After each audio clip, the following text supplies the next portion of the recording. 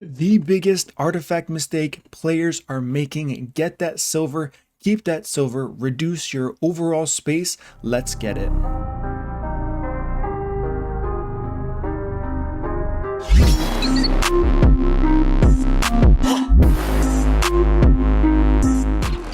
What up team, it's your boy MurderInc here, back again with another HL Legends video. Today we're going to be talking about, as we just said, artifacts. Artifacts are, gear cleanses is very important to pretty much every single account. You don't want to have too much gear, you don't want to have not enough gear. Farming is the name of the game. So, what is the most common mistake that I personally find in so many accounts? We are going to talk about that today here. Huge shout out to Chef Jitsu doing a takeover for him, so I decided to use his account as we currently have here. So let's talk about a few things. Why is this an issue? Many players, and thankfully I did some work on this account already, they show up with 1,300 pieces plus a mailbox full of pieces. Now this is a very common thing for many players. This isn't flame in any means towards this account, but a lot of people watching this are going to be in very similar spots, whether they are at 900 pieces, 1,000.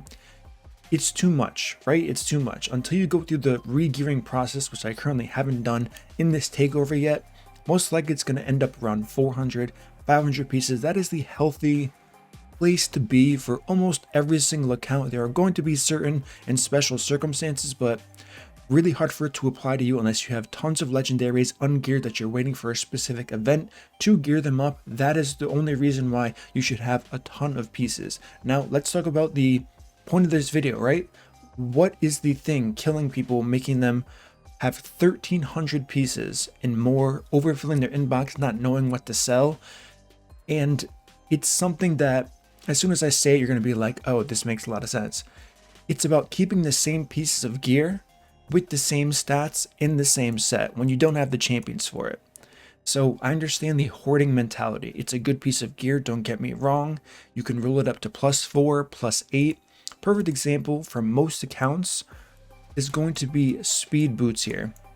So now let's look at the destroy set that we can see right here. For what reason do we have 1, 2, 3, 4, 5 sets of speed boots for a destroy set?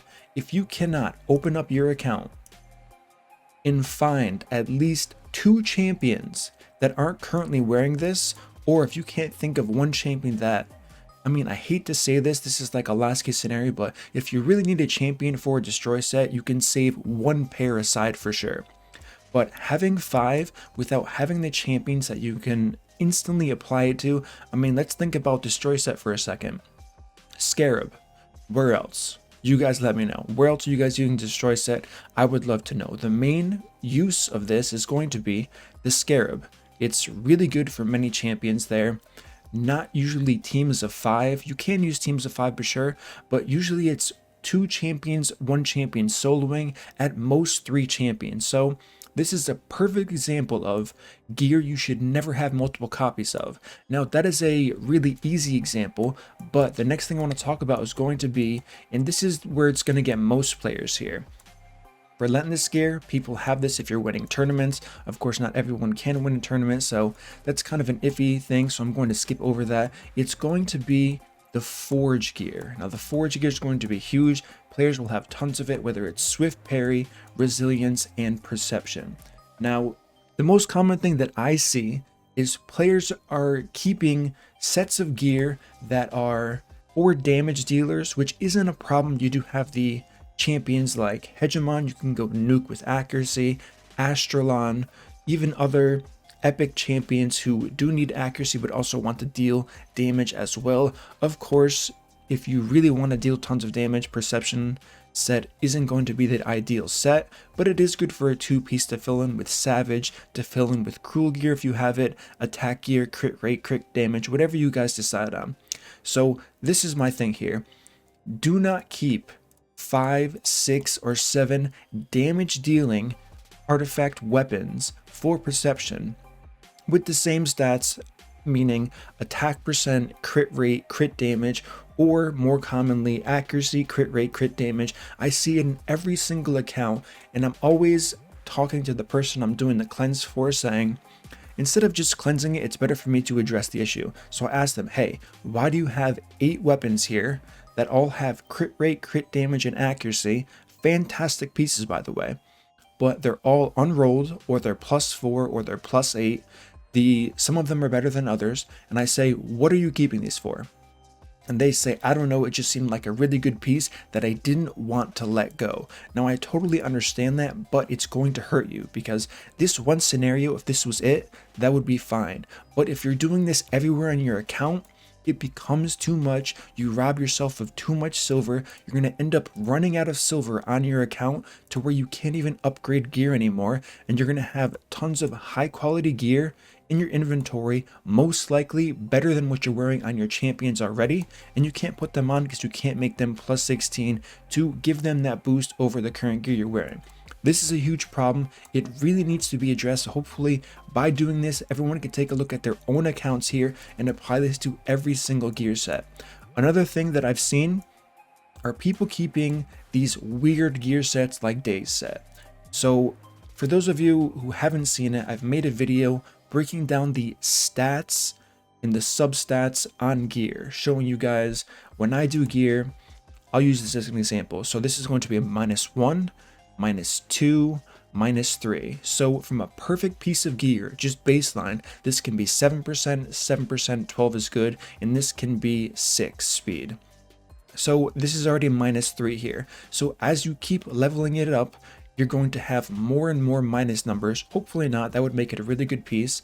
So if this rolls a +7 here, of course we're going to have +13 total, and it's still going to be a -1. If you roll 5% crit rate, you only get 11, and that's adding a significant number, -3 to your total, minus, I believe, 6 it was already. So that's already -6 from just a +4.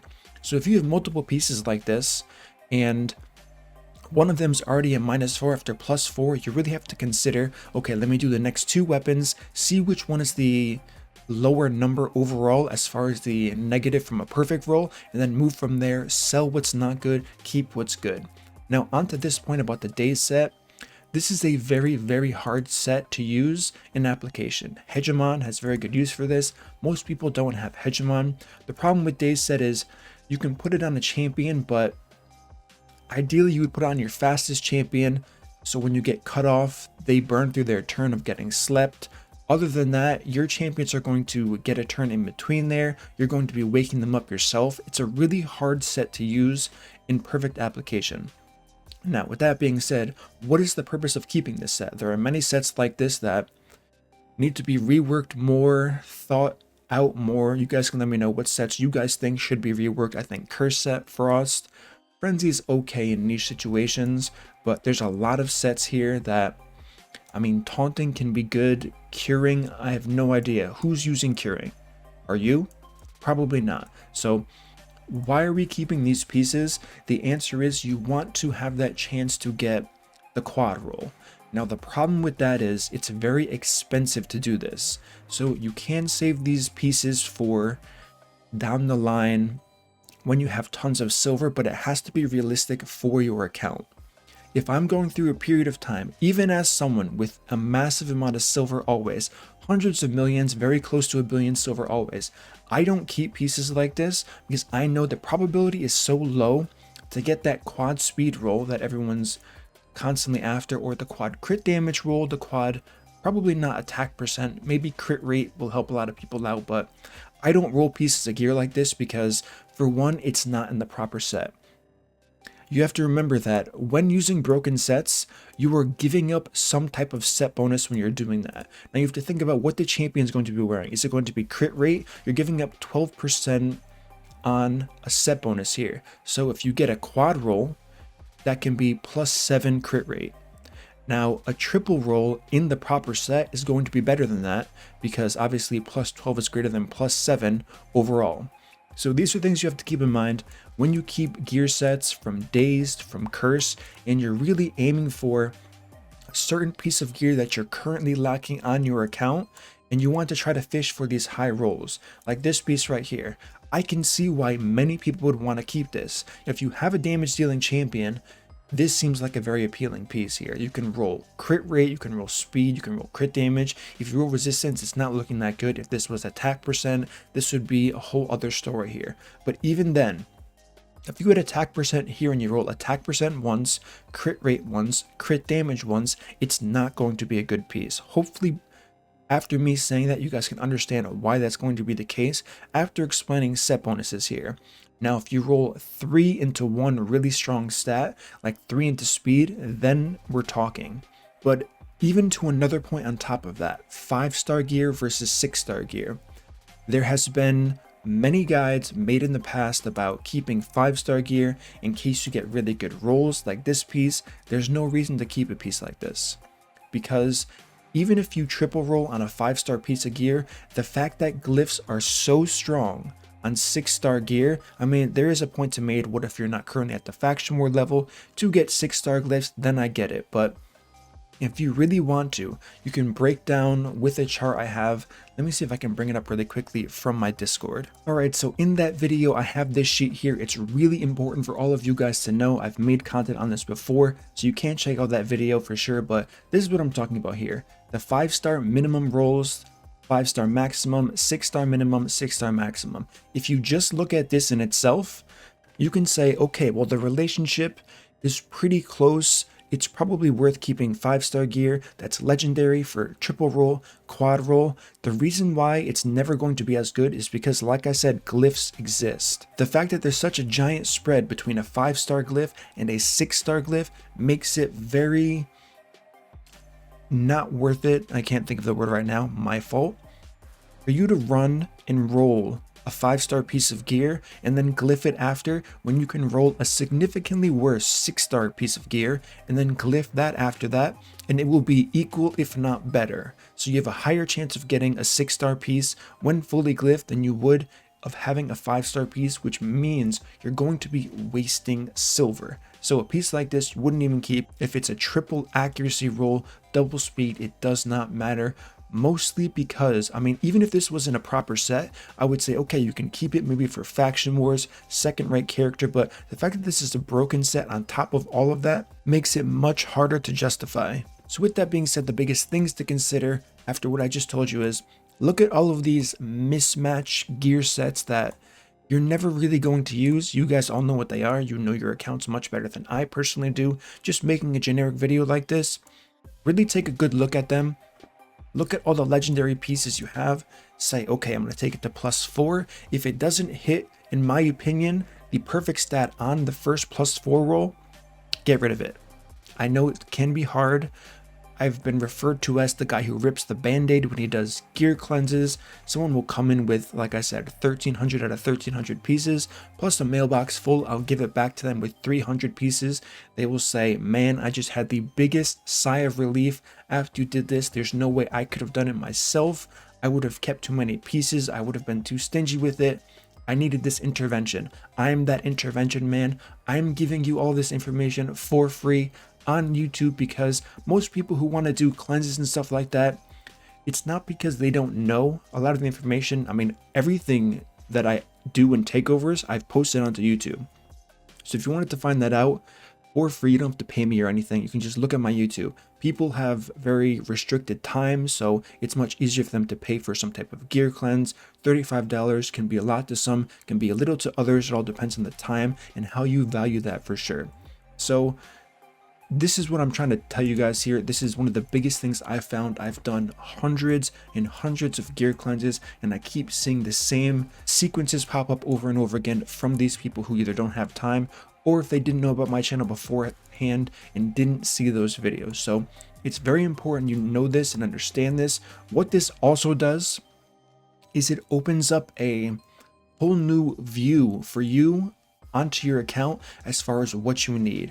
If you have an account full of gear that some can look good, some can look bad, they're not rolled up enough for you to really determine it, you don't know what you need on your account. So for example, one of the most sought after pieces on every single account are going to be crit damage gloves with crit rate, attack percent, and speed. These are like the meta pieces right now. So this piece is pretty decent, but you really want the rolls to be in crit rate here because crit rate's very hard to stack up. We do have a 5-star piece of gear here with 1 roll once again. So like I was saying, I mean, I am only on what he has available. Let's see overall. So we have 1 piece of 6-star here. This one's decent. We have 11%, still a single roll here, so this is a pretty good indicator as far as what this account needs the most. Now I only say the most, even though I've only showed you one example here, because I've been on this account, I know what's on it, so this is one of the biggest needs for this account right now. The same thing can be applied for attack percent chest, speed boots, another big thing. I can just go over that really quickly. For damage dealer specifically, you want speed boots with crit rate, crit damage, attack, and that's pretty much it. Flat attack would be the best, but unfortunately it's very hard to get here. So we have a few pieces, actually we have 4 on the whole account. So you can systematically go through all of your gear on your account this way, looking up for the best of the best. I have videos of what the best breakdowns of all the different gear slots are going to be. Definitely go and check that out if you're interested in that. But you can search your account and this will tell you exactly what you should be looking for. And this will determine whether you can go with broken sets, whether you want to aim for specific set pieces so you get those bonuses, because every single bonus in this game of useful gear sets hold a lot of value. So immortal 15% HP, that alone decent. Heals for 3% each turn, that can definitely add up and be very significant for almost every single account. Speed plus 12% speed. How are you going to compete with that? Maybe a quad roll on a 6-star piece, maybe a quad roll on a 5-star piece if you only have double rolls on 6-star pieces. Yes, very expensive, so I highly recommend sticking to set pieces unless the piece is extraordinary, very low chance of rolling on that mismatched piece. Alright guys, so that's going to be the general breakdown of this video here today. Hopefully this helped out a lot of people. I think it's going to, based on what I've noticed from a lot of people, and this should give people another edge on top of all the other gear cleansing and artifact management videos that I've done. This is probably not the final piece, but one of the upcoming final pieces to having that perfect account as far as having all of the information out there for you all. Let me know what you guys think. Don't forget, if you enjoy this content, smash that like button, subscribe, turn on the notification bell, and I will see you all in my next upload.